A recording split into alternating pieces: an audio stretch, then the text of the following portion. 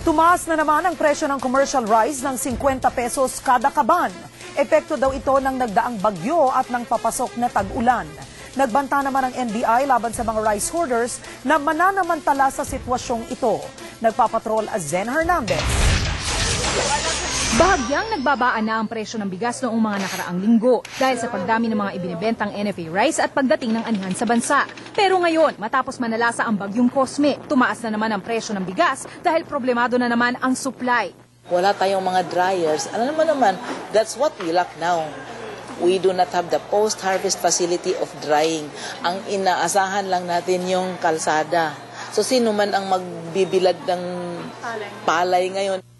Dati, 1,350 pesos lang ang presyo kada sako ng bigas. Ngayon, 1,400 pesos na o mas mataas ang 50 pesos ang pinakamurang bili ng mga retailer. May ilang klase pa nga umano na tumaas hanggang 100 piso kada sako. Pag naubos na yung yung stock namin, pag na yung bagong deliver na yung di-display, na yun, mataas na. Sabi ng mga retailer, piso hanggang 2 piso kada kilo ang itataas ng bawat klase ng bigas. Paliwanag naman ng mga retailers kahit tumaas ang presyo ng bigas ng piso hanggang 2 piso sa susunod na linggo, ay hindi pa rin mawawala ang mga murang bigas tulad nito na nagkakahalaga ng 30 pesos. Yun nga lang anila, hindi maiiwasan na mapalitan ito ng mas mababang kalidad. Dahil dito, balik NFA rice na naman ng marami. Ang mga taga-Pateros nakahinga na ng maluwag matapos maging pangalawang syudad na nabigyan ng family access cards na kailangan para makabili ng murang NFA rice. Sa mahal ng bigas ngayon, kailangan to. Laking tulong po. Kasi sa hirap po ng buhay ngayon, siyempre kailangan makatipid. Kumikilos na rin ngayon ang Anti-Rice Hoarding Task Force ng NBI at NFA. Ilang provincial NFA officials mula Camarines Sur, North Cotabato at Cagayan de Oro ang iniimbestigahan ngayon dahil sa rice diversion o ang pakikipagsabwatan sa mga rice traders para maibenta bilang commercial rice ang murang NFA rice. Nagbanta naman ng mga panibagong raid ang NBI kapag magkaroon muli ng artificial shortage dahil sa hoarding. Zen Hernandez, Patrol ng Pilipino. Aabutin pa ng Hulyo bago bumaba ang singil sa kuryente. Bukod sa tapyas ng halaga ng kuryente ng Napocor, isinusulong na rin ni Pangulong Arroyo ang direktang pagbili ng kuryente sa mga power plant na may pinakamurang rate. Nagpapatrol Alvin El Chico.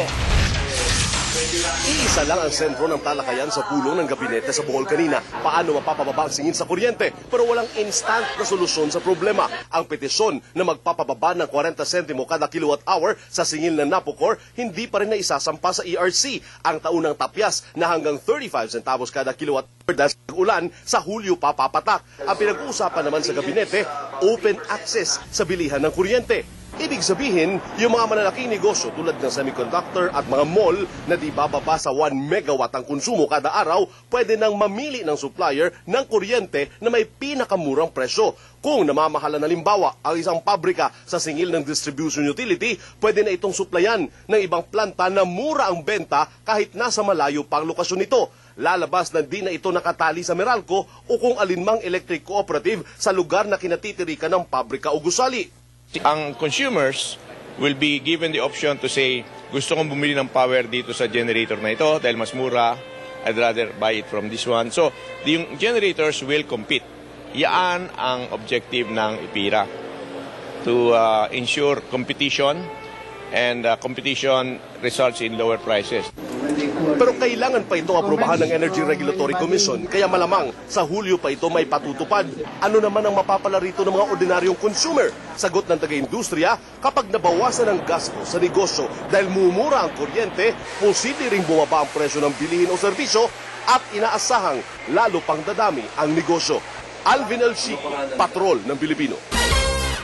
Nadamay na sa umiinit na agawan sa pagkontrol ng Meralco sina Vice President Noli De Castro at 8 mambabatas matapos silang maakusang tagapagtanggol ng Meralco at ng pamilya Lopez. Nagpapatrol, Linda Humilia. Bumulaga sa mga mababasa ang anunsyong ito na lumabas sa ilang pahayagan kaninang umaga. Nakabandera ang mga litrato ni Vice President Noli De Castro, Senador Joker Arroyo, Alan Peter Cayetano, Cheese Escudero, Mar Rojas, Noynoy Aquino at Kiko Pangilinan at Kongresista Teddy Casino ng Bayan Muna at Liza Maza ng Gabriela. At sa tonong naghahamon at nagbabanta, tinanong ang mga opisyal kung hinalal ba sila para tumulong ibaba ang singil sa kuryente o para idepensa ang pamilya Lopez na may-ari ng Meralco. Di itinago ni De Castro ang pagkairita sa pagkakadamay niya sa agawan ng gobyerno at pamilya Lopez para makontrol ang Meralco. Bakit daw siya naiipit samantalang nagbabayad na customer din siya ng Meralco at nababahala sa mga ibinubulgar ni GSIS President Winston Garcia. Matagal na naging broadcaster si De Castro sa ABS-CBN na pag-aari din ng pamilya Lopez. Hanggang ngayon may radio program pa ito sa ABS-CBN DZMM. NLU ang kinilalang nasa likod ng anunsyo. Ayon sa mga source ng ABS-CBN, ang NLU ay ang National Labor Union na nagpalabas ng isa pang paid advertisement na atake naman sa padre de pamilya ng mga Lopez. Pero walang duda si Pangilinan kung sino talaga ang may pakana ng anunsyo. Sino bang maraming pera? Sino ba ang maraming panggastos? Sino ba ang tumutulak para magkaroon ng takeover dito? Di ba gobyerno? Minsang nagkaroon ng programa sa ABS-CBN si Pangilinan. Ang asawa niyang si Sharon naman ay isa sa mga malalaking bituin ng ABS-CBN. Di naman na sorpresa si Aquino na idinadamay siya sa kontrobersya sa Meralco. Ang ina niyang si dating Pangulong Cory Aquino kasi ang nag-utos na isauli sa pamilya Lopez ang Meralco na kinumpiska noong martial law. Pero giit ni Noynoy, Malinis sa aking konsensya na iisa lang ang sinasabi nga, ako po yung nangangampanya na ang boss ko ang taong bayan. pero ang iba kibit-balikat na lang tulad ni Escudero na tila nadamay dahil dati ring may programa sa DCMM. Pampaingay lang siguro. Dagdag issue, sumagot sa mga bumabanat, nagbabanatan sila, naghahanap ng idadamay. Si Arroyo naman mukhang nadiin dahil sa sinabi nitong mga Lopez ang tunay na may-ari ng Meralco. Pero ayaw ng patulan pa ni Joker ang akusasyon. Actually, they did me a favor, no? You can imagine, no? I hit Meralco, then they say, I'm defending, so both sides, I'm good, no? Linda Humilla, patrol ng Pilipino. Kinumpirma ni dating House Speaker Jose de Venecia na nakipag-golf ang Pangulo sa mga opisyal ng ZTE. Pinahiwatig din niya na handa siyang humarap sa anumang investigasyon sa Senado kaugnay ng iskandalo. Exclusive nagpapatrol, Willard Cheng. Nakauwi na sa Maynila kaninang hapon si House Speaker Jose de Venecia matapos ang isang linggong official trip. Pero hindi pa muna niya diretsahang sinagot ang issue ukol sa pakikipag-golf ng Pangulo kasama ang mga taga-ZTE sa Shenzhen, kung saan naroon din ang dating speaker. Ano po ba talaga yung nangyari doon sa Shenzhen Golf Club noong November 2, 2006? Well, I just came from Moscow where I delivered a speech. Nasa abroad si JDV nang ilabas ng bagong testigo na si Alex ang mga larawang ito. Headlines din po sa channel, yung ZTE again. Sa huli, kinumpirma din niya ang mga nasa litrato. Well, I confirmed that I was there in Shenzhen because the president invited me to play golf.